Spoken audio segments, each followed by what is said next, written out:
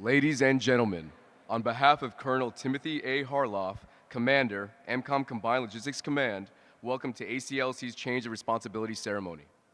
Today, Sergeant Major Devon M. Weber will relinquish responsibility to Sergeant Major Cass D. Long. Sergeant Major Weber will also be recognized as he retires with 30 years of service preceding this change of responsibility. At this time, we would like to extend a very special welcome to our distinguished guests. Mr. Robert C. Dewar, Deputy to the Commanding General, AVCO. Mrs. Dyla Cole, Deputy Commanding General, AVCO. Command Sergeant Major Kirk R. Coley, Command Sergeant Major of the Aviation Branch, AVCO. Command Sergeant Major Ruben Davila, Incoming Command Sergeant Major of the Aviation Branch, AVCO. The Honorable William Cooper, Mayor of Enterprise. The Honorable Bobby Borland, Mayor of Pinkard. Ms. Shannon Smith, Director of Constituent Services, representative by Barrymore Office. Mrs. John K. Curry, spouse of Commanding General, Combat Readiness Center. In addition to these esteemed guests, we are very pleased to have family, friends, community leaders, military members, active and retired, industry partners, and our great soldiers and civilian workforce. Welcome. Thank you for taking time out of your day to attend today's ceremony.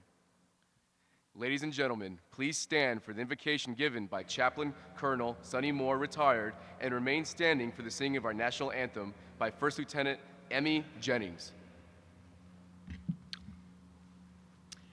From the rising of the sun to the going down of the same, let the name of the Lord be praised. Will you bow and pray with me, please? Father, we thank you for this assembly to salute two great soldiers and their families in this change of responsibility ceremony. Thank you for Colonel Tim Harloff, the ACLC team, and all the guests here today. Thank you for this huge crowd. Lord, it is a huge responsibility to serve as the senior enlisted leader and advisor in the AMCOM Combined Logistics Command. But you selected two good men to serve in this job. Thank you, first of all, for Sergeant Major Devon Weber today, who's excelled in that position over the last 3 years, as he has in his 30-year career. Lord, we know that there are few soldiers who are more committed, dedicated, and focused than Devon Weber. He's known and admired across the Army. He has a record of achievement like few others, and he will be greatly missed in the ranks. Thank you for his wonderful wife, the best Devon, and for his sons, and for wonderful parents. And Father, we pray your continued blessing and your smile on this family as they write the next chapters of their lives. Thank you for Sergeant Major Cass Long and Tara. That we believe the Army has picked the right team to follow the Webers. We know that you prepared them to lead, train, teach, and love the soldiers and families of ACLC. Lord, bless and protect all our troops today, wherever they serve across the globe. We pray thy kingdom come, thy will be done, on earth as it is in heaven. We pray and ask in our Savior's name, and all God's people said, amen. Oh, say, can you see by the dawn's early light what so proudly we hailed at the twilight's last gleaming, whose broad stripes and bright stars through the perilous fight o'er the ramparts we watched were so gallantly streaming, and the rocket's red glare, the bombs bursting in air, gave proof through the night that our flag was still there.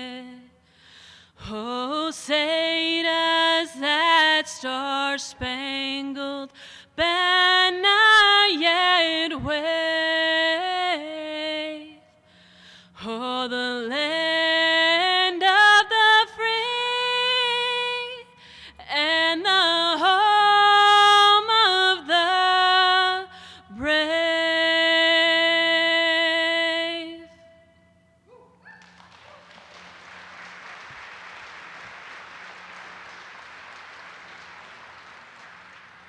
Please be seated.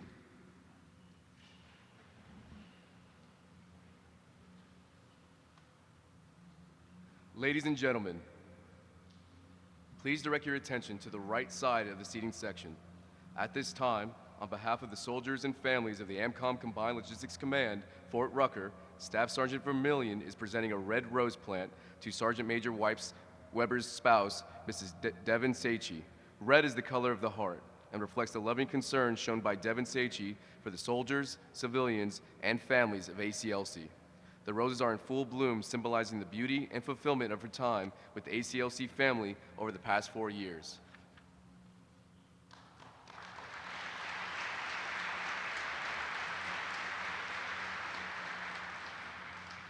Staff Sergeant Vermillion will now present gifts to Aiden, Jesse, and Lucas in recognition of their support.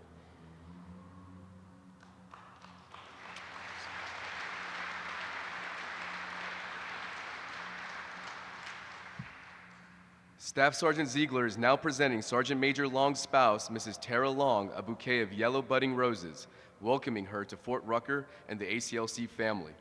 Yellow is the color of new beginnings and reflects the Long family's new relationship with the soldiers, civilians, and families of ACLC.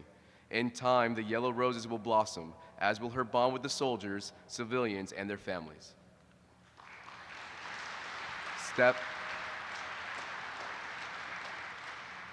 Staff Sergeant Ziegler is also presenting Sergeant Major Long's son, Colton, a gift as a token of appreciation from the ACLC family.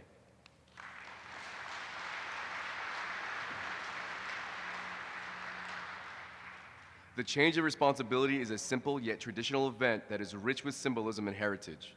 The key to the ceremony is the passing of the colors. The very soul of a military unit is symbolized in the colors under which it fights, for which they represent not only the lineage and honor of the unit, but also the loyalty and unit of its members. The custodian of the colors is the Command Sergeant Major, who is the senior enlisted leader in the unit and principal advisor to the commander. The passing of the colors symbolizes the transfer of responsibility from the outgoing Sergeant Major to the incoming Sergeant Major. It also signifies the key role of the Non-Commissioned Officer Corps as the guardian and protector of the colors, and the responsibility to the men and women who serve to preserve her glory. At this time, the official party will take their positions with the colors for the change of responsibility.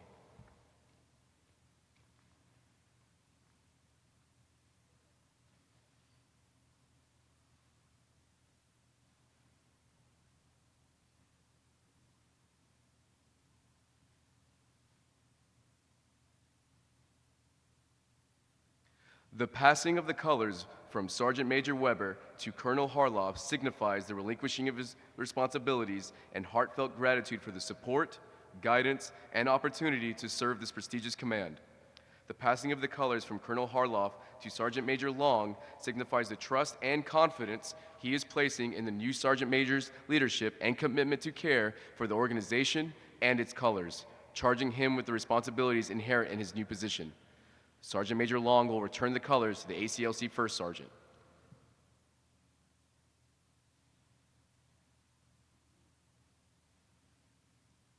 By authority of Army Regulation 600-20, Sergeant Major Cass D. Long assumes responsibility of AMCOM Combined Logistics Command.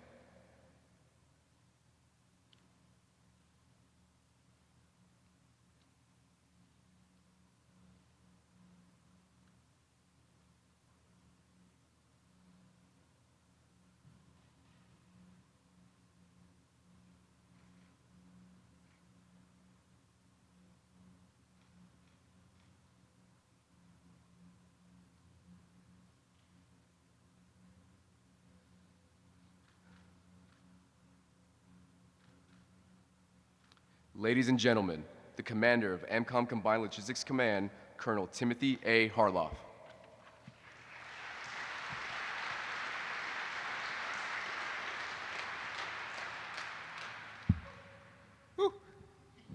That came quick. What a crowd. If only I'm this blessed. Distinguished guests, members of the AMCOM Combined Logistics Command, family, and friends, thank you for joining us today for a ceremony that is a cornerstone of our military tradition, the Change of Responsibility. This is a significant moment for an organization such as ACLC with a crucial and far-reaching mission. Here at ACLC, our purpose is clear: to ensure quality maintenance and sustainment, providing safe, reliable, and ready aircraft and weapon systems to train the next generation of aviation, infantry, field artillery, and air defense artillery warfighters. For what you see here at Fort Rucker only represents a small sliver of what ACLC does across the United States. We are a brigade-level organization comprised of over 300 soldiers and civilians turning wrenches and conducting contract oversight, all dedicated to one thing: readiness. From supporting the 250,000-hour annual flight program here at AVCO, to providing medevac support for the Rangers at Fort Benning, to sustaining advanced artillery and air defense systems at the Fire Center of Excellence at Fort Sill, our collective team of soldiers, civilians, and contractors enables the Army to train its current and future force. The leadership of this organization is paramount, and today we mark the passing of that senior enlisted responsibility from one exceptional leader to another as we bid farewell to Sergeant Major Devon Weber and welcome Sergeant Major Cass Long. As we honor the departure of Sergeant Major Weber, it's only right to begin by recognizing the family that has been his foundation. To his wife, Devon, a former Marine and tireless advocate for our veterans, your strength and partnership have been invaluable. And to their children, Aiden, Jesse, Luke, and Cameron, thank you for sharing your father with the Army for all these years. Your family's collective sacrifice has been immense, and we are all deeply grateful.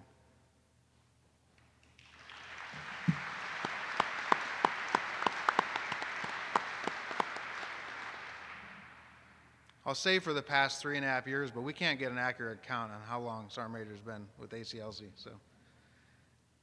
But for the past 4 years, ACLC has been incredibly fortunate to have Sergeant Major Weber as its senior enlisted advisor. His reputation as a quiet professional, forged over a remarkable 30-year career, preceded him. He is the epitome of a leader who works behind the scenes to make things happen. Now, after 30 years of leading soldiers, I hear his new mission involves a much different kind of reveille. Sergeant Major will be reporting for duty as the head barn hand at Pine Pastures.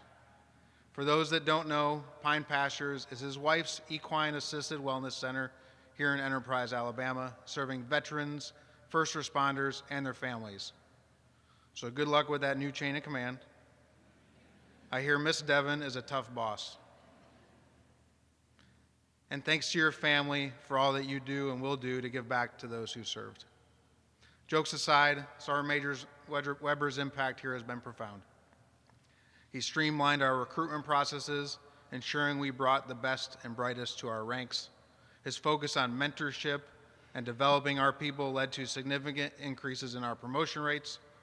He challenged our entire team by diversifying their experience, pushing them to grow, and making our organization stronger and more adaptable. Sergeant Major Weber, you have been a trusted advisor and a mentor to so many soldiers, NCOs, officers, and civilians alike. As you prepare to hang up your boots for a well-deserved retirement, please know that your legacy of quiet, determined leadership will endure. This command and this nation are better for your 3 decades of service. We wish you and your entire family the best in your next chapter. But as one chapter closes, another begins. Today we are excited to welcome Sergeant Major Cass Long. His career from an Apache armament repairer to a brigade command sergeant major is a testament to his expertise and dedication. With a distinguished record that includes multiple combat tours, a degree in aeronautics, membership in the Sergeant Audie Murphy Club, he is more than prepared for the role. We are thrilled to welcome not just you, but also your wife Tara and your sons Dylan and Colton to the ACLC family. Welcome.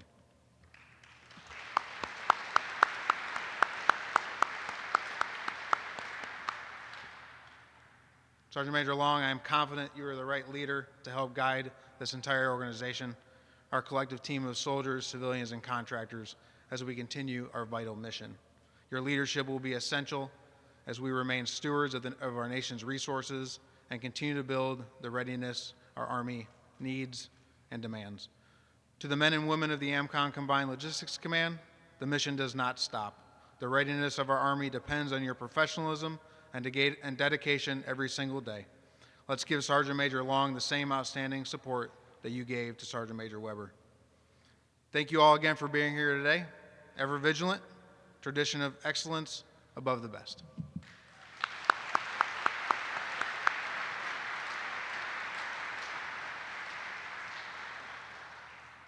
Ladies and gentlemen, the Sergeant Major of AMCOM Combined Logistics Command, Sergeant Major Cass D. Long.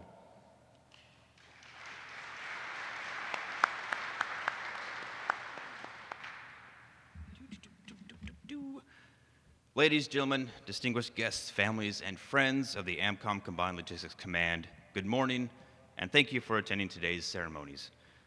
It is an honor to be standing here today, assuming the mantle of responsibility for ACLC. Like most individuals out there in the force, when I learned that I was reporting to ACLC, I truly did not know what the organization did. When I told others I was coming to ACLC, a majority of them said, I didn't know the AirCav Leaders Course had a Sergeant Major. While what ACLC does on a daily basis is not widely known, it serves a very important function in the training and development of our aviators, aviation maintainers, drone operators, artillery operations and maintenance, and general support of Fort Rucker. My reception into the organization has been a masterclass event, and I want to thank everyone for the extremely professional integration. I look forward to working with all of you on Fort Rucker, Fort Sill, Fort Huachuca, Fort Eustis, and Fort Benning. My number one responsibility will be to ensure the success of our personnel, both professionally and personally. I will always be available for a sit-down. Sergeant Major Weber, you left a lasting impression within the unit that will be difficult to fill. Thank you for the assistance and the good luck in your next chapter of life. Colonel Harloff, I look forward to working with you and maintaining the success you bring. And as always, I would like to thank my beautiful wife Tara and son Colton, who have been on this journey for me for a very long time. Without their support and love, I would definitely not be where I am today. I know the move here has been a bit stressful, and we are still getting settled, but we'll get it done. Thank you for everything that you do, and know that I love you so much. Team, again, I look forward to working with you all and learning from every one of you. Ever vigilant, tradition of excellence, thank you.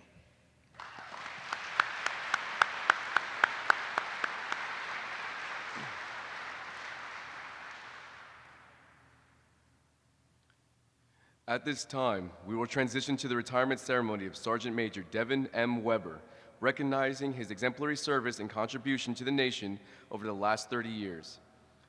Sergeant Major Weber entered military service on 4 September 1996 and is retiring after 30 years of service with multiple overseas deployments.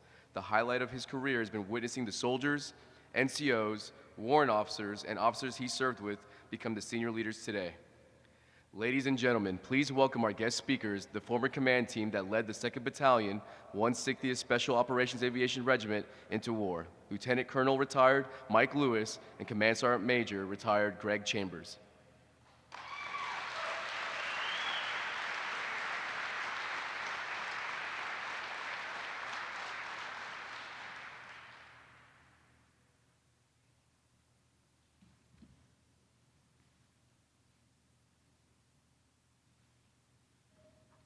Sorry, brother, I'm a little older than you.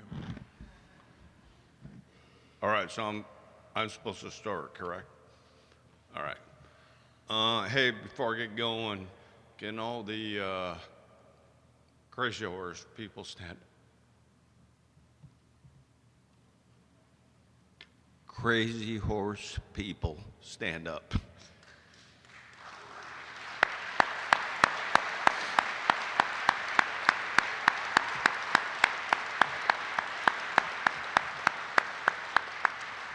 Hey, Fez, I don't remember you being in a crazy horse.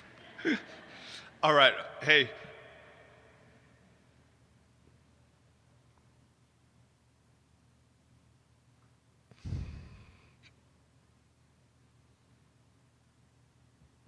Here's the deal. I got it. No, I'm gonna. I got it. I gotta put a warning statement on because this is the Army. All right, so, hey, where's Sergeant Major O'Brien at? I know he's in here. He's probably sitting right next to his son-in-law. All right, so I remember Sergeant Major O'Brien telling me, hey, Greg, do you know what a C is? And I go, no, Sergeant Major, I don't know. That's a significant emotional event.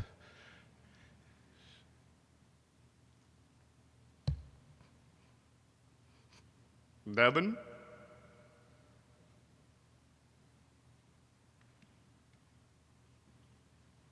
I'm good.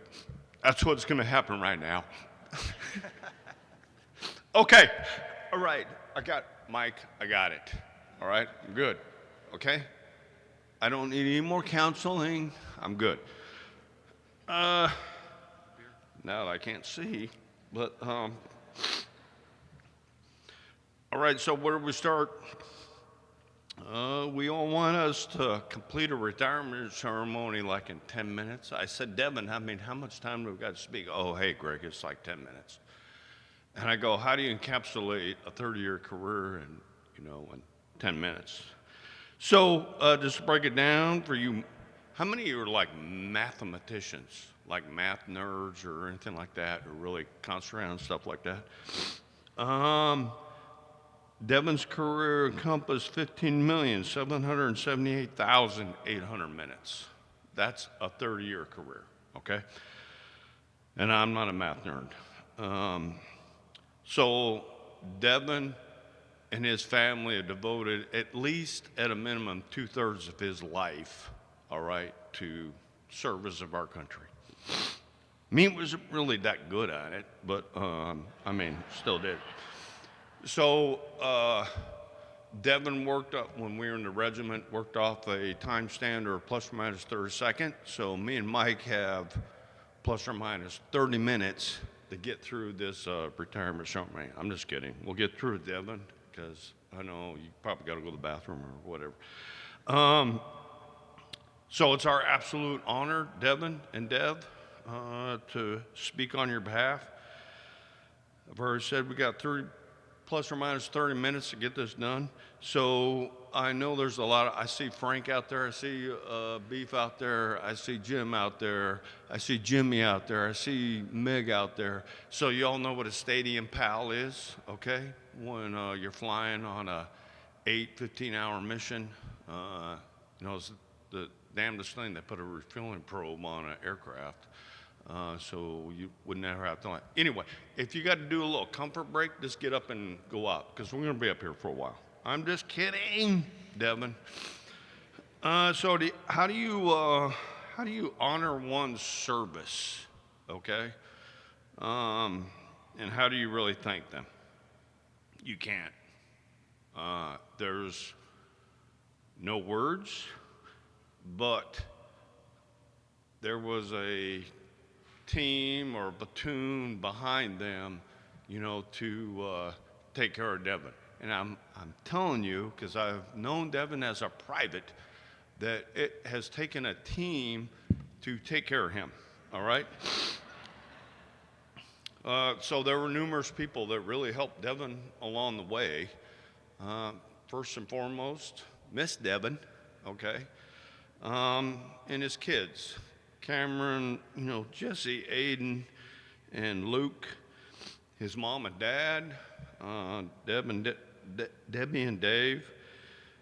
All right, Devon sent me all these people yesterday, so if I screw your name up, I apologize. All right. So I'm not going to say how the relationship is. I'm just going to name them out real quick. So Miss Dana, Miss Krista, his sister, Mr. William, in-laws Don and Dee Dee, Aunt Sadie. You guys can raise your hand if you want. I forgot to tell you that I'm the absolute worst public speaker in the Army, all right? And I apologize. Deb, Larry, Julie, Miss Jody, Linda, or Mr. Jody, Miss Linda, and Jenny Taylor. All right, Mike. I'm sorry. I told you I'm a terrible public speaker, all right? Okay, so the tough thing is, and I noticed when I went through the end of my career and I watched retirements, there was a infantry colonel who had his friend come retire him. And most of the time you come to retirement ceremonies and lots of times the speakers read the thing on the back of the pamphlet, right? And that summarizes their whole career. I can read the pamphlet, but I don't know that person. And the last assignment you're in often is not the one, and I hate to say it, but it's not your brotherhood assignment, right? It's the ones you did when you were younger. And so how do you capture that? Well, at this ceremony, the speaker actually walked around the audience and just told stories. And I thought it was the coolest thing ever. And so for my retirement, I tried to get that, and I asked a friend of mine, and he read the back of the program. And I thought, that's just wrong, you know? So what we're trying to do is we're trying to make this more comfortable, more personable, and most of you guys, you actually don't know Devon. And so maybe we can help. Okay, so before we get into the highlights of his career, we need to get a little background, right? Who is this guy? Where did he come from? How did he get into aviation? So here's the origin story.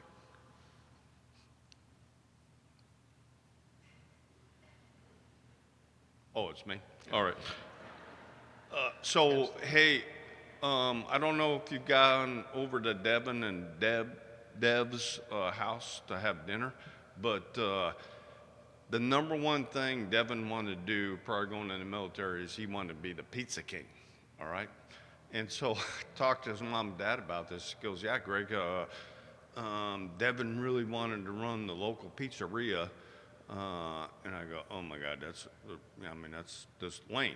So anyway, they convinced him, no, Devon, you're not going to do that. He kind of tried the college thing out. That didn't work out. And he said, hey, Mom, Dad, I want to go into the military. Okay, what do you want to do? I don't know.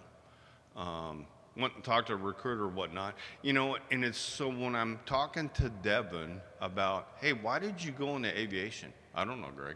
That's what was available. Why did you become a 67 uniform back then, or 15 uniform now? I don't know. And I go, hey, your dad was a Huey pilot in the 101st, 3rd Brigade or 3rd Battalion. I'm sorry, Dave. I go, why didn't you just want to, did you want to go in the military because your family was in the military? No, that's not really what I want to do. I think I want to go in the military because I knew that they served pizza in the military. And I thought I could get a job. They're going to pay me for it. And I'd probably make a lot more money and get a retirement, get college fund, GI Bill or whatnot. And I go, oh, okay, yeah, you're not really that smart. So the way I met Devon, all right, he went to AIT or whatnot, became a 67 uniform Chinook mechanic, and he got selected to come down to the 160th. So when Devon got into the regiment, the time, our selection assessment process, we had really small people, not a lot of people coming in until Sergeant Major O'Brien took over the regiment, and then there was this catastrophic, influx of people. I'm just kidding, Sergeant Major. But Devon came, and the first thing I ever remember, it's Private Devon Weber. I think he only weighed like 110 pounds. And he's in his PT gear, and I go, hey, dude, you're going to be like a snowbird for like 2 weeks. He goes, what is that? And I go, well, you're going to wait until you're going to start our next class. And we only had 8 classes per year. He goes, oh, okay, hey, while I'm waiting, I would really like to go to the air assault course. And I said, no, get in the front lean and rest, all right there. And have you ever sat up against a wall, in a chair position? No, I haven't done that, Sergeant Stalker. I said, well, here, I'm going to show you. I'm going to demonstrate, and then get on it. So, Devon, I want to kind of dispel one of your myths. You were not selected for the 160th because you have 160 in your social security number. We needed a mascot. Okay, after he spent time in maintenance, and somewhere around, I think probably 13th birthday or so, he applied for and he got selected to come to one of the flight companies, which, as many of you know, is a great aspiration for a lot of helicopter repairmen to actually get in the aircraft. And in Chinooks, it's a whole nother world because you are an amazing team that moves around something that shouldn't be in the air flying and does things that no human being should be able to do, but you never do it by yourself. So this is kind of the start of Team Devon, or Devon is part of a team. As you all know, September 11th kind of changed our world. What we're doing, who we are, heck, everything changed after 9/11. Well, we were with a couple of aircraft in Hungary when the planes hit the World Trade Center. And I can recall one of the guys ran out of the jock and said, a Cessna hit the World Trade Center. And all I could think of, that is the lamest scenario I've ever heard for a mission. What the heck? And Devon and the guys, they found a boombox, turned it to the Armed Forces Network, and we're in Hungary, and we started listening to a radio telling us what's going on. Crazy. So we spent the next, I don't even know, felt like days, weeks, but it was probably several hours of tear them down. We're going back home. Build them up. We're flying to Germany to go save the world. Nope, tear them down. We're going back home. Build them back up. We're going to Italy to save the world. And this went on and on. The poor crew members were stressed, but finally we got those aircraft packed up. And at that point in time, we flew back to the United States, and that C-17, C-5, I can't remember, that big airplane was the only airplane flying, except for the F-16 escorting us. It was crazy. You could look out the window. It was like, we're going, flying over New York City, and we get a chance to look out the window, just what happened. Okay, so once we got home, the challenge was, okay, what are we going to do? What are we going to do? What are we going to do? What are we going to do? So guys like Dean Brown shoved in a little airplane, sent off to a planning conference, and then came home. And then we did another planning conference and came home. We planned and we planned. And finally, we decided we're going to go into Afghanistan. So Devon was selected to be a member of one of the flight lead crews, the flight lead crew, on a mission to take off from an aircraft carrier in the Arabian Gulf, fly across Pakistan into Afghanistan to try and capture the Taliban leader. It is, and it was and still is, the longest air assault in history. We're not talking, holy crap, that was 4 hours I logged. Okay, we're talking over 13 hours of flying that aircraft. One touchdown in a dusty place that a Black Hawk ended up rolling over because it was that bad. The rest of that flight, air refueling in the air, butts in seats, period. They got there, they did the job, they got back home, and that was kind of the intro for young Devon to the job that he'd signed up for. Yeah, so, hey, wait a minute, Mike. You're kind of, you're putting the headlights in front of the car really quick, all right? So, I'm not the smartest person, never will be the smartest person. I'm not the sharpest tack in the world. And so I remember the flight lead that the bird that Devon was on, which was aircraft 475, off the Kitty Hawk. All right, I don't really care about any of this super secret crap that Devon always tries to talk to me about. Jesus, you guys are writing like 1,000 books on it. Anyway, Mr. Brown, he's right there, was really concerned that our 13-year-old kid was on the lead aircraft. So he called his parents, all right, or sent them an email and asked them permission. Hey, is it okay if I take Devon on this mission? I can't explain what the mission is, but it's going to be, hairy, for lack of better words. It's high risk. And both Dave and Debbie said, yeah, absolutely, hey, it's better than him working at the pizza joint, So his mom and dad gave him the final permission to go ahead and do that October 19th raid that we did on Mullah Omar's compound. And they were, John Wade's here, I see him, and Dean's here. There's a whole bunch of people. We just lost one of our crew members that was on that bird, Flip Miller. Passed away this past weekend. I don't want to get real emotional about that, but anyway, we had to get permission from Devon's mom and dad in order for Devon to do his military job that he signed up to do. So now that Devon is officially, baptized by fire, or whatever you want to call it, they got a call one night to execute a mission to pick up a couple of missionaries who had been kidnapped outside of Kandahar. And at this point in time, it's the Wild West. There's no bases there. There's no anything else. I mean, it's quote-unquote enemy territory. And so over a 15-plus hour flight, Devon and the crew, and I think at this point he probably thought it was his crew, and some other aircraft flew in, searched and searched and searched, and finally found these two young ladies with fumes in the aircraft.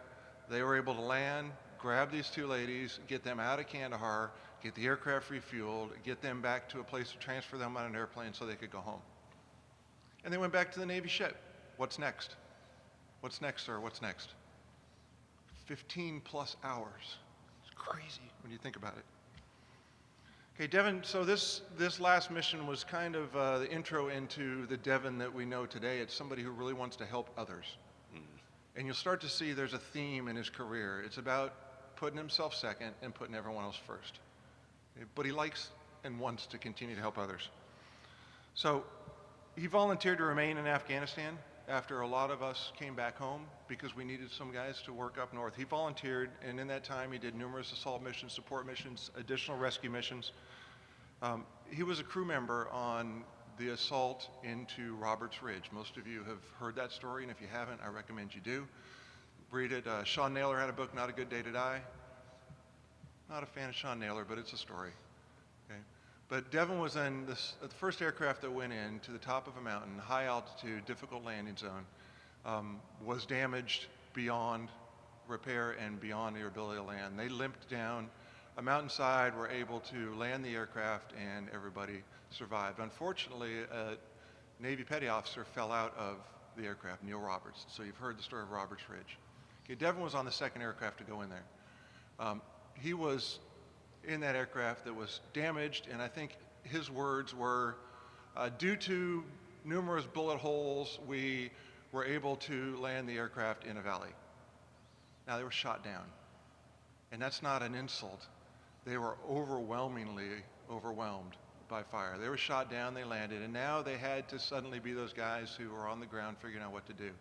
They moved to a safe house at the Alamo, their final protective place, in Gardez, Afghanistan. So as they're there waiting to get picked up and recovered, they run into a young lady at the time named Kathleen Kenna. All right, so this is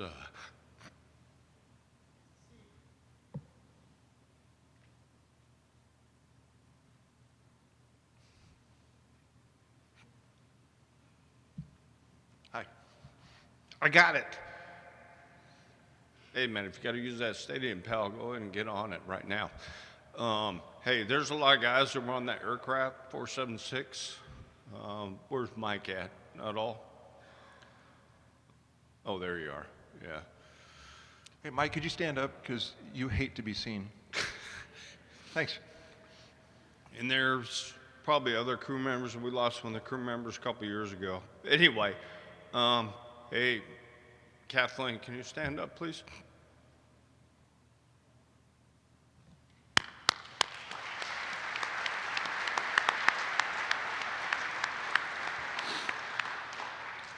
So Kathleen's a Canadian journalist. She was in the Gardez area and got blown up by IED. They brought her to Gardez, and Devon, and then one of our senior medics, Kevin Zykes. You know, I don't know why Devon was part of the crew to help save Kathleen's life, because he doesn't know a damn thing about saving anyone's life.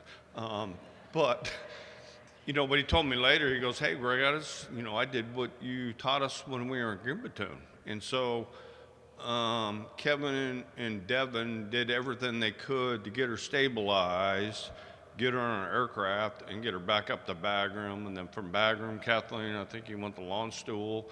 From Lawnstool, I can't remember when I talked to you.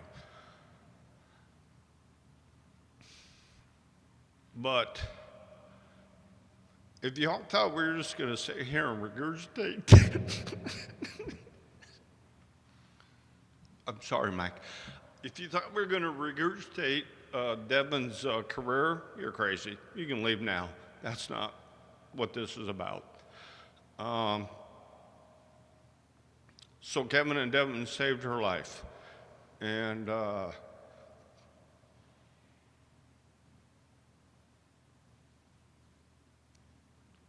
there's a whole bunch of other stuff prior to that happening, that event that Devon went through, that made him the soldier he is today. I mean, he's still the 13-year-old kid to me who only weighs 110 pounds. May weigh 115 now, but I mean, he did awesome. All right, Mike.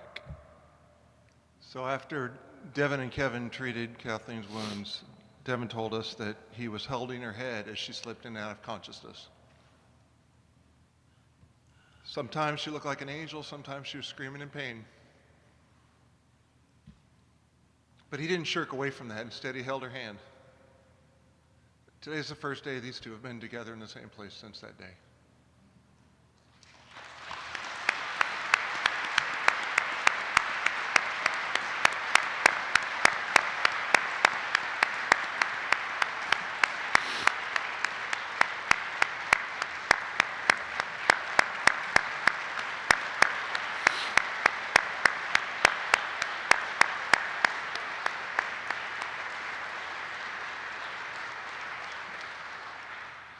All right, let's get serious, okay? We got to wrap this up, you know. People's stadium pals are getting full or whatnot.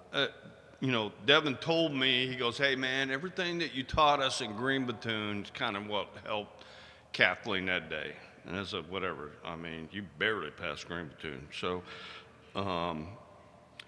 So Devon is quite the prankster, all right? So if by a raise of hands, who knows who Mark Hamilton is? All right, Sean, I see you back there. Okay, so Devon thought it'd be really cool if they went down to the security section and removed, so everything's secret. We had to, you know, shred it and everything. So Devon thought it'd be pretty cool to fill up Mark's car while he was TDY out on the East Coast with shredded paper. So I'm not really familiar with this story, but I mean, if you can back me up, Mike. But anyway, they filled his car all the way up with shredded paper. I mean, it was a Corvette, correct? Yeah. So they filled the whole thing up, bags and bags and bags of this paper. And the poor kid, I mean, this is this sadistic. That there was stuff flying out of his AC vents and everything for months on end.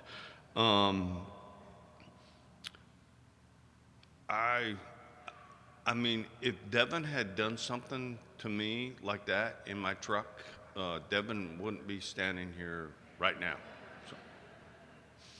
So it's, you know, I don't know if it's true or not, and this may have been a precursor, but there was a time in Afghanistan when, let's just say our command relationship with our next level was rocky. It might have had to do with one person, one particular XO, but some of the people in the unit decided this guy was just a pain in the butt. And so there were 2 assaults. The first one was a bunch of popcorn in their environmental control unit, so that when they came in and turned on their air conditioner, they got a bunch of popcorn. I mean, pretty cool, right? Funny, I mean, yeah, kind of. Somebody asked their friends at home to send some catfish stink bait, because phase 2 was, yeah, stink bait in the ECU. Yeah, you guys remember that, don't you? I still don't know who did it. I'll blame Devon, though. Hey, Mike, real quick, where we're still kind of in the Afghan era thing. So today here in the Fort Rucker area, what's it supposed to be, sunny? 80 degrees, maybe? Cloudy, all right. Does everyone know what sunscreen is? Yeah, so you put it on if you go down to Pine Mountain City, you know, you want to put that on, you go down to the beach or whatnot. So, Mr. Genius here, him and his friend, Andrew Verinsky, we call him Monica, they were going home. And they had a real good time. They stayed up late, and so they came outside their, what we called them back then, bee huts, and decided to take a nap out in their little camp chairs outside the hut. And by 9 o'clock in the morning, it's hot in the middle of June, July time frame, and they all got sunburned on one side of their body. So their whole right side, I mean, because they were, you know, sleeping, not passed out, all on the right side. And so when they went to get on the C-17 to go home, I go, I don't know how you guys are going to explain how you're all sunburned on your right leg, your right face, your right arm, but you look absolutely terrible. So if you're out in the Fort Rucker area today, please use sunscreen. Thank you. Yes, Sergeant Major. So we were challenged somewhere around the late 90s with a lack of support basically to the units on the West Coast and in Asia and that area. So the regiment decided we needed to expand. Well, the challenge is, and one of the benefits of being in the 160th, particularly as a warrant officer and as a junior NCO, is you don't leave. You stay there for a long time if you want to. Well, suddenly we had to tell people, let's go to Korea for a little while. You can imagine the nightmare. In fact, I was an S1 at the time. You can imagine the nightmare of how difficult that was. And then we decided that didn't work so well in Korea, but we still needed support to the West Coast. So they decided to stand up a battalion, a 4th Battalion in Fort Lewis, Washington. And Devon spent a significant portion of his career there in Fort Lewis. Yeah, as a marginal platoon sergeant, first sergeant, he kind of excelled in both of his positions. He took the lead on numerous OCONUS and CONUS operations, trips, missions around the world or whatnot. Not only training our, you know, the soldiers within the battalion, but also our valued customers in our special mission units. But, you know, the big thing that just really I almost passed out was the Army in its infinite wisdom selected him to be a Sergeant Major. And so he was selected to go to the Sergeant Major Academy. It is the easiest NCO, senior NCO course in the Army, all right? I mean, what is it now, WLC? That's the hardest one. Then we got ALC. I mean, I've been in the Army for a while. But when I went through, I was class 56. Devon, I think, was class 86 or something like that, 60 years later or whatnot. So Devon barely made it through the Sergeant Major course, but he did graduate. But his biggest accomplishment, when I talked to his mom and dad, was that Devon got to fly. So Devon kind of wanted to be a pilot, never went to flight school, didn't put a warrant pack in or whatever. And but he flew the flag stick on the 7th hole of the Fort Bliss golf course. I've got pictures, Devon. He's what is that? Harry Potter. I think Devon wanted to be a Harry Potter dude, but he flew down there at Fort Bliss. Hey, so Devon went on. You know, I'm done now with the crazy stuff. Devon went on to do numerous very successful assignments, not only as a platoon sergeant or first sergeant, but as a sergeant major.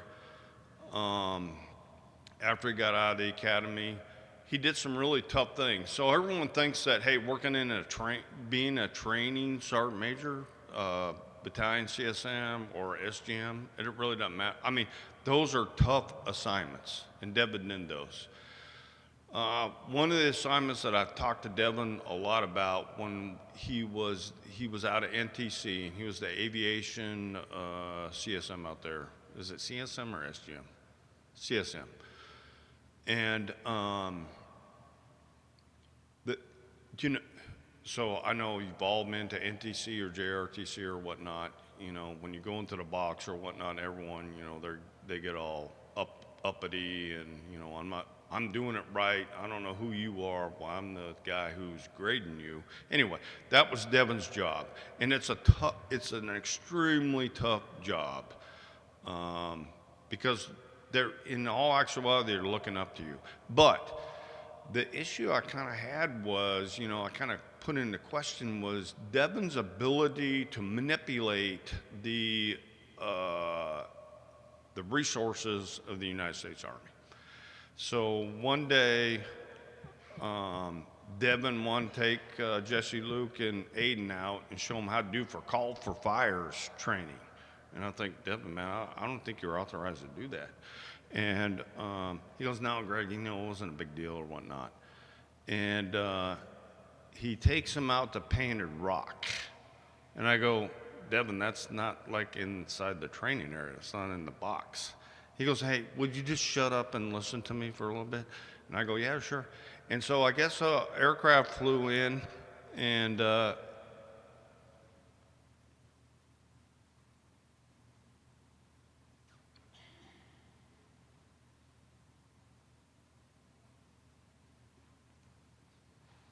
that's where he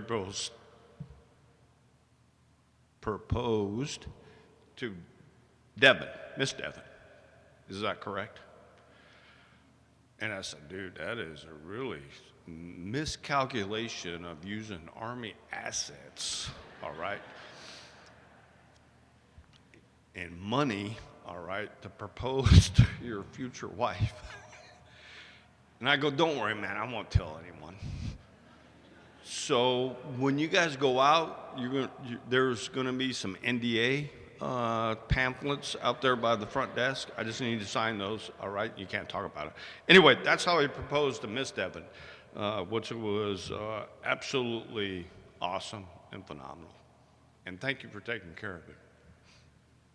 Those of you who may have followed the two on Facebook as their romance budded, and they eventually turned to become engaged, noted that they often went Sasquatch hunting. I mean, seriously, how cool is that to bring people together? Now, let's be honest, though. We know Devon barely remembers his own name. So there's something to be said about, I just have to say my name again, and I'm good to go. But Devon and Devon, they're just fun. They're just fun, and that's what I remember. So, guys, I will continue to leave footprints for you. Keep looking. Okay, after you retire from the military, you take kind of a great leap of faith. I mean, really, your life's structured for you. You're even told what you're supposed to wear. You know, it's just easy, honestly. It's actually easy in many ways.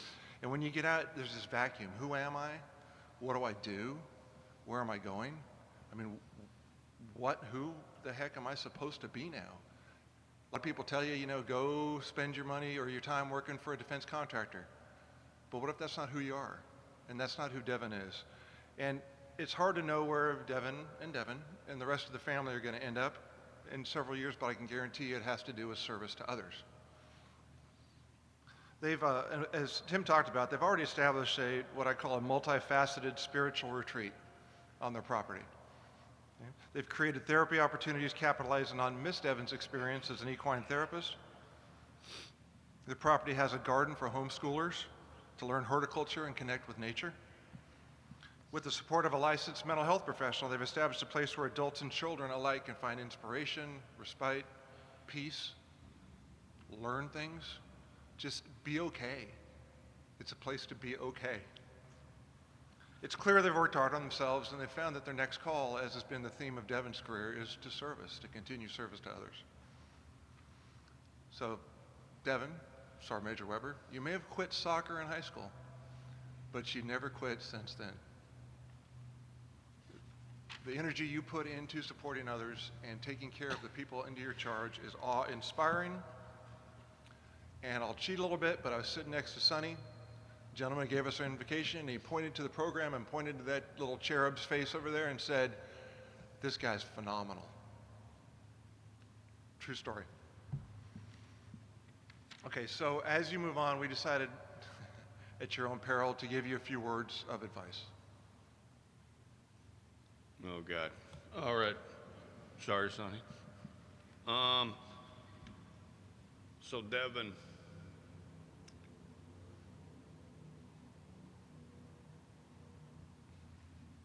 You know, Mike and I have practiced this. I don't know why it's so hard to get through.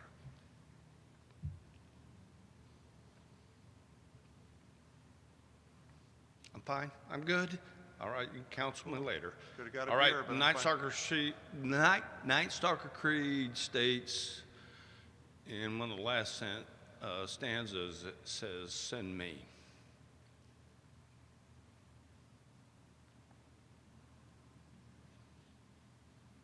Devon and Devon just do the same thing in your retired career. First and foremost, take care of yourself. You, Devon, take care of yourself. Because if you can't take care of yourself, you can't take care of Devon and your family. All right?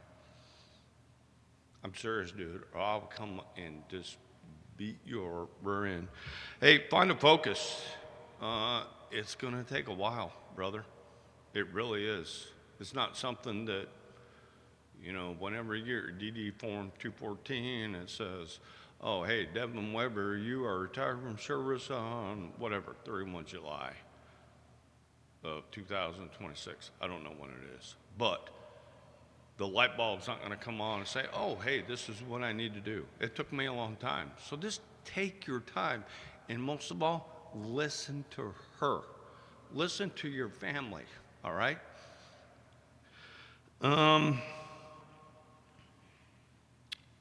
Most of all, Devon, all of you, you're not in the Army anymore. The Army is a good commander told me one time, and I can't use the words, that it's fickle, all right? They will use you and punch you out. It doesn't matter if you've been in for 3 years or 30 years, okay? They don't care. You're not in the Army anymore, and it's okay. All these people remember what you did in the military. Well, not really. They will forget about it. But what's important is just get past that, all right? Don't worry about getting a job.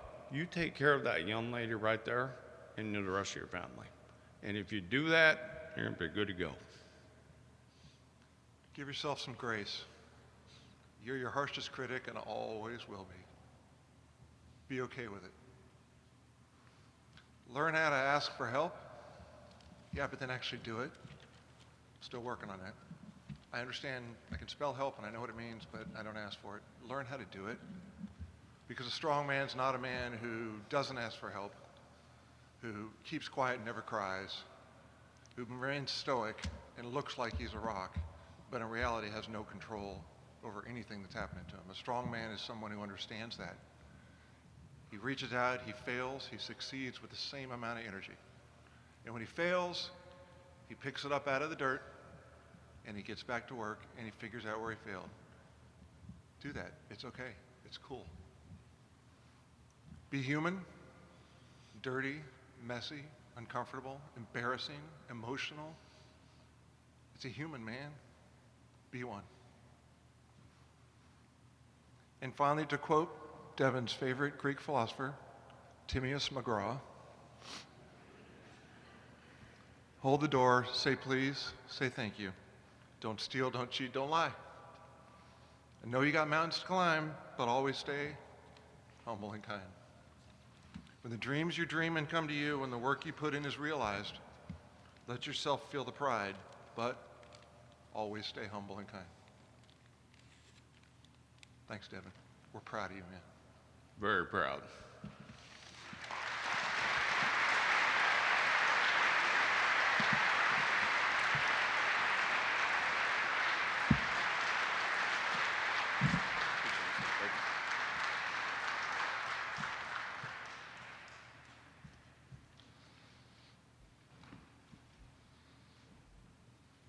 At this time, Colonel Harloff and Command Sergeant Major Doss will present Sergeant Major Weber with their Certificate of Appreciation from the Commander-in-Chief. Their certificate reads as follows. I extend to you my personal thanks and the sincere appreciation of our grateful nation for your contribution of honorable service to our country. You have helped maintain the security of the nation during a critical time in its history with a devotion to duty and a spirit of sacrifice in keeping with the proudest traditions of the military service. I trust that in the coming years you will maintain an active interest in the armed forces and the purpose for which you served. Those who follow in your footsteps will draw inspiration from your commitment, dedication, and sacrifices made to ensure the protection of our American freedoms. My best wishes to you for happiness and success in the future. Signed, Donald J. Trump, Commander-in-Chief.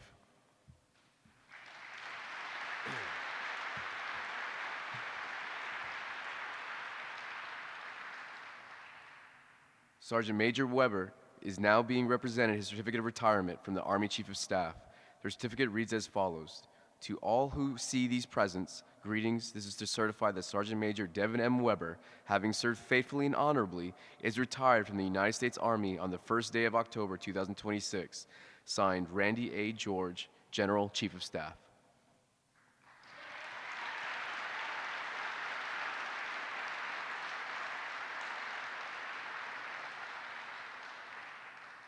In recognition of 30 years of faithful service to the United States Army and this great nation, Sergeant Major Weber will be formally bestowed with his own cherished American flag, a symbol of his enduring patriotism and dedication.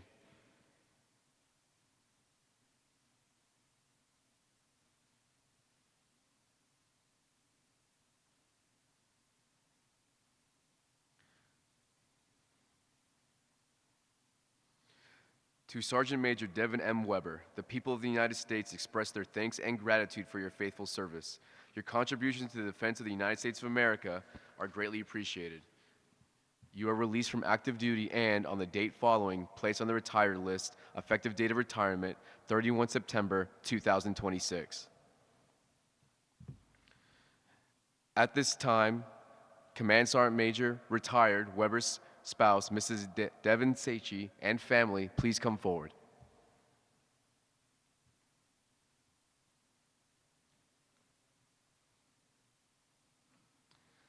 Mrs. Saichi will be receiving a certificate of appreciation from the United States Army Chief of Staff.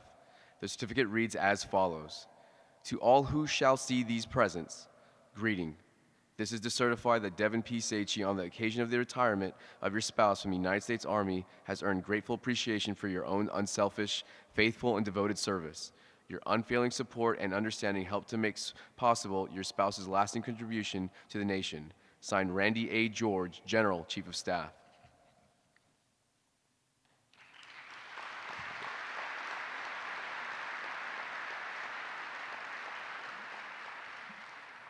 I present to you Command Sergeant Major retired Devon M. Weber and Mrs. Devon Saichi.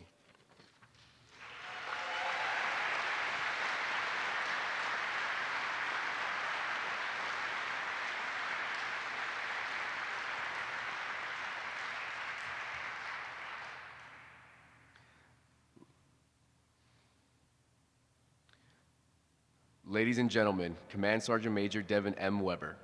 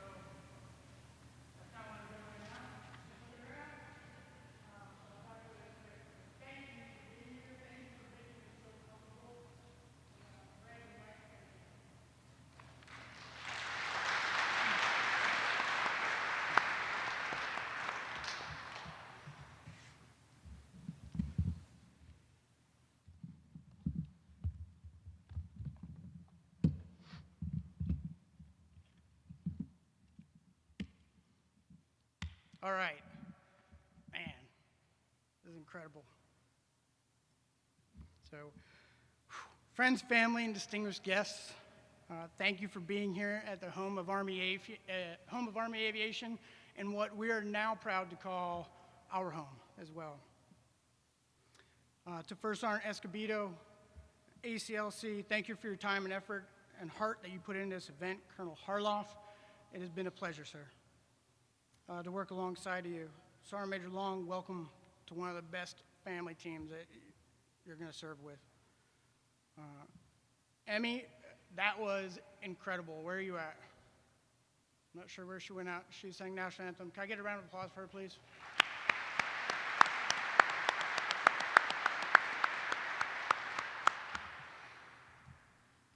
So, first and foremost, mine will be about 10 minutes, not 30 minutes. And half of the stuff that you heard was 10% truth.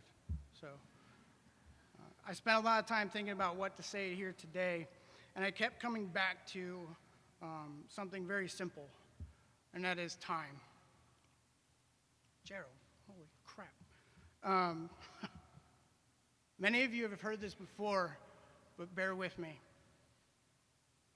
Time is one of the most valuable resources that we have. And one of the kindest acts one person can do for another is to give them some time. So I thank you for sharing your time with me and my family today, and I'm going to do my best to be kind and keep my time short. I'd like to start with 3 lessons that have stayed with me throughout my military career. The first is from my mom. She taught me that when life feels overwhelming, when there's fear, stress, anxiety, frustration, tears, or even happiness, there's one thing that you have to do, and that's just breathe.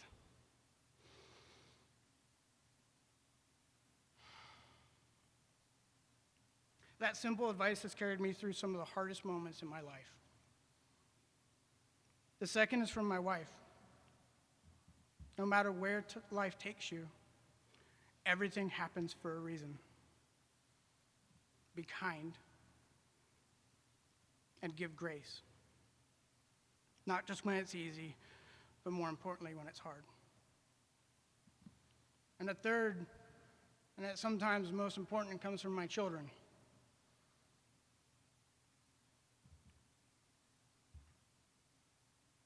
And what they always say is, Dad, please stop mansplaining. And honestly, that is the biggest one that I struggle with. My time began in 1996, like you heard. And at the time, what I felt like I made the biggest life decisions. I quit varsity soccer, and I did it to pursue my true career in pizza making. So that is true. That is true. Yet quickly I felt regret. I was really hard on myself, and I questioned all of my choices. Those 2 decisions impacted me more than I could ever realize, because they taught me to never quit on something that truly matters and to work hard on goals that I set for myself. So I leaned in. I worked hard. And in my mind, I'm pretty sure I became the best short-order pizza cook that this world has ever seen. My future was looking bright. All until my parents lovingly told me that after graduation, I'd have to continue, and if I wanted to continue the pizza path, I would either have to pay rent or move out of the house. So I made yet another big decision, and that was a decision that would change my life. I drew the line. I drew a line in the sand with that. And I told him, I was like, I'll show you. So I joined the Army to become a Huey crew chief and door gunner. With my own father's aviation wings, they're these right here, from his dress uniform, I went off to basic training. Looking back now, I'm pretty sure my parents knew what they were doing, especially since now they're enjoying their forever cottage in my own backyard.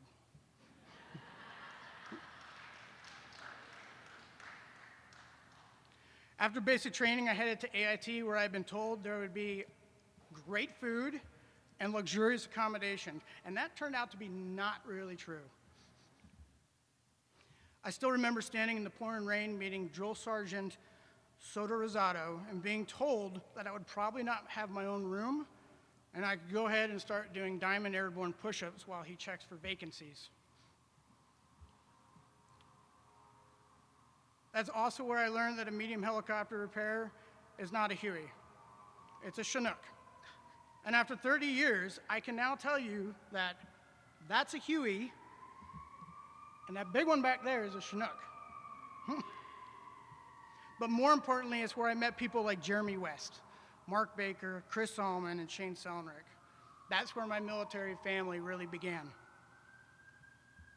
After a payphone call home, asking my dad what SOAR was, somewhere behind the scenes, my dad, on his Apple IIe computer, on what was called IRC chatting, met a man named Lee Fox. And he's also here today. To this day, I'm not sure how much of this was coincidence, but somehow I ended up on assignment to the 160th SOAR. But first, I would have to go through Green Platoon. I then arrived at Fort Campbell and reported to Green Platoon, still holding on to a little bit of that early confidence. I walked up to the first instructor I saw, which turned out to be Staff Sergeant Black Shirt Greg Chambers. And I told him he could show me to my room, and while I wait, I wanted to go to Air Assault and Airborne School. In a way, he agreed. You did. His face turned bright red, and a vein in his forehead appeared that I did not know that was even humanly possible. I was then invited to sit against the wall with no chair while he checked my records and laughed with the other instructors like Sergeant First Class Branch. And after what felt like hours, he kindly, well, not really kindly, told me to leave. That moment and my Green Platoon time stuck with me. It humbled me. It taught me to be a quiet professional, to listen more than I speak, to earn my place, and to understand what it really means to be part of a bigger team. It also lit a fire in me to push, and to be better, and to never quit. When I arrived, there you are, I met my father's new online best friend, Sergeant Fox, and his welcome was simple. I'm not your dad, and pack your bags. We're going to Egypt. At 19 years old, I found myself in Cairo, standing in the Great Pyramids of Egypt, flying on the MH-47E for the first time. That is when it clicked. This wasn't a job, this wasn't excitement, this was purpose. This was service, and Army Aviation became my career. Over the years, I trained hard, I flew hard, and I had the privilege of being part of the best team I could have ever asked for. And it wasn't just the training of soldiers. It was the homemade dinners with Bruce and Athena Rushforth, or Tammy's cooking. It was the stories that were told at Sean and Mark's house after a long week. A motorcycle ride in the country for ice cream, or a beer that was shared on the company deck after a long day. I was surrounded by people that became my family. Then, like Mike said, came September 11th. Like so many others, everything changed. And I learned that Mr. Joseph Piscadlo, the father of my very close childhood friends, was killed in the World Trade Center. I, along with many of the team that sits amongst you in this very crowd, were sent to do the nation's calling and to take vengeance on those who attacked us. And boy, did we ever. Ladies and gentlemen, you sit amongst giants. Leaders like First Sergeant Greg Chambers, Major Mike Lewis, and Lieutenant Colonel Kevin Mangum, who led us into combat from the USS Kitty Hawk, without a doubt the best command team I've ever served with in my 30 years. I flew with men and women whose stories are written in books, and the stories are told around campfires. We delivered the horse soldiers. We flew some of the longest air assaults in history. We struck targets just to send a message to the world that we're here, and there's nothing that you can do about it. These are the giants who rescued Hamid Karzai, saved hostages, destroyed evil, and at times saved our own, like Dave Doobie and Glenn Earl. These are the giants who helped dismantle terrorist networks, captured many bad men like Saddam Hussein, and even brought justice to Osama bin Laden. We flew missions that tested everything we had. We saw sacrifice, courage, and a brotherhood at a level that cannot truly be explained. Their names and voices may be quiet, but their impact over the years is not. It echoes in this museum. And the aircraft that surround us, the aircraft parts that sit right over there, and in the lives that they saved. As previously mentioned, Ms. Kathleen Kenna is here with us today. She stands not only as a warrior herself, but as a testament to these giants. In 2002, while reporting on the war, she was injured in an IED ambush, along with her husband, Hadi. Ma'am, would you please stand so we may recognize you again? And Hadi, please stand.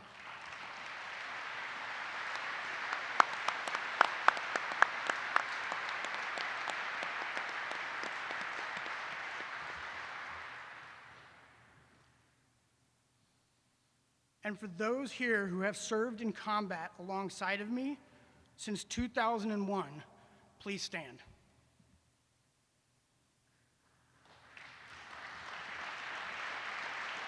Ms. Kenna, I would like you to meet some of the men that helped save your life 25 years ago. And ladies and gentlemen, these are our heroes and the giants that quietly walk amongst us. Over the years, this military life has taken us all over the world, but the greatest thing that it's given me and my family is people. Because these people became our family. It's built on the long days, the hard missions, the sacrifices, and even the laughter. It's a hug from John Wade after a 16-hour mission. It's seeing Brian Fernandez or Scott Rosdak reaching out a hand in the Gardez Valley to help load the wounded, and a reassuring hug to let us know that we're safe and we're still alive. It's a barbecue burn in the sand of the Mojave Desert under the stars telling stories about our families. It's watching families grow and their children, like the Castillo's 3 young girls who are now women. And it's about staying connected. It's about message groups decades later that remind you those bonds never fade.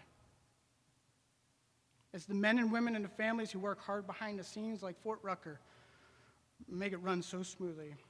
It's a praise God from 3-time Phil. And the sweet voice of Miss Jasmine, Miss Wanda, Miss Catherine, or Miss Leanne saying, "Don't do that." And the family of ACLC helping each other in times of need. These are and forever will be our military family that is so special to us. Behind it all are the family members, the ones who carried the weight we couldn't, the ones who stayed strong, and who supported each of us and they waited for our return, and who welcomed us back every single time. Mom and Dad, thank you. I may not be making pizzas, but I'm proud of the last 30 years. And even more, I'm proud to be your son. Krista, I joke a lot. But the truth is, I have always looked up to you. Your strength, your resilience. You don't just overcome, you crush challenges. Thank you for being that example to me. Dana, Don, Dee Dee, not only do you have remarkable and impeccable baby naming skills, thank you for welcoming me and my family into yours with open arms. Your love and compassion means more than I can possibly say. To my kids, Cameron, Aiden, Jesse, and Luke, I am humbled and incredibly proud to be your dad. 30 years ago, I stepped off into a world, and my dad gave me a set of his aviation wings as a symbol. This is the letter that he wrote me 30 years ago. I want to read a little part from it. It said, I see that you collect things on your key ring. To remind you of how proud of you I am, I made this from my own wings that I used on my dress uniform. I hope you get an opportunity to be a crew member, but more importantly, I hope you enjoy the excitement of this period in your life. Along with the coin you received are a set of my own dress wings. Hold on to them. They carry meaning, history, and they're a reminder of where you come from. I look forward to watching each of you grow and write your own stories. Whether it's nursing, building a family, 3D printing, piloting a supercross, or exploring the world on two wheels. JROTC or yes, even the Marine Corps.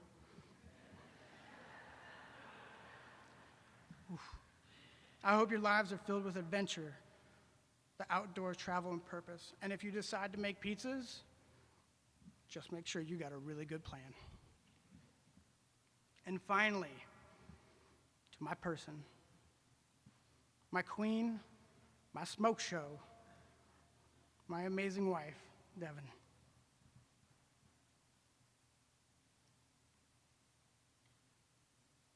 I don't say this lightly. I truly don't know where I would be without you. You are the strength behind everything we've built. You carry more than anyone sees, and you do it with grace, determination, and love. I promise to always be your kind husband, to lead our family with grace, and be humble in all that I do. Although my time as a soldier has come to an end,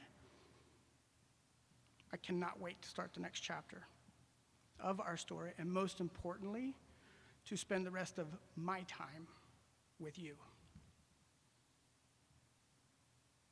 Please pray for our deployed soldiers. Always give our Gold Star families love, and never forget our fallen. Thank you from the bottom of my heart for all of you coming here today. Please share some of your own time with each other. Give grace. Be humble, quiet professionals.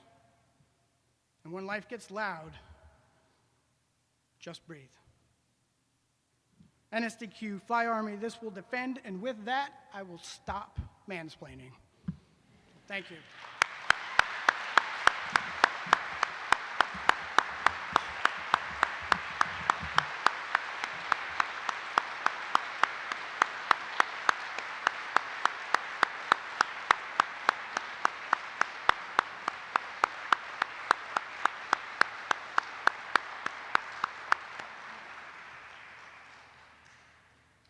Ladies and gentlemen, please rise for the playing of the Aviation Song and the Army Song.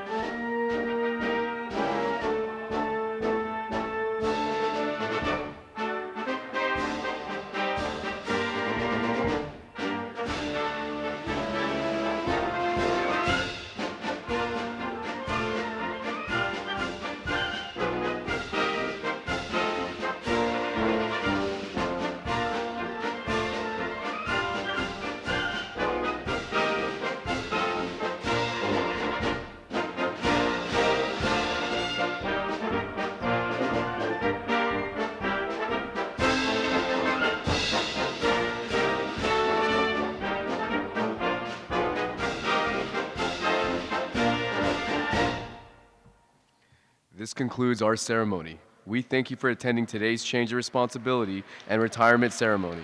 You are now invited to bid a personal farewell to Command Sergeant Major Retired Weber and Mrs. Sachi, and to welcome Sergeant Major Long and Mrs. Long at a reception at the rear of the museum. Thank you for joining us in this special event. Ever vigilant.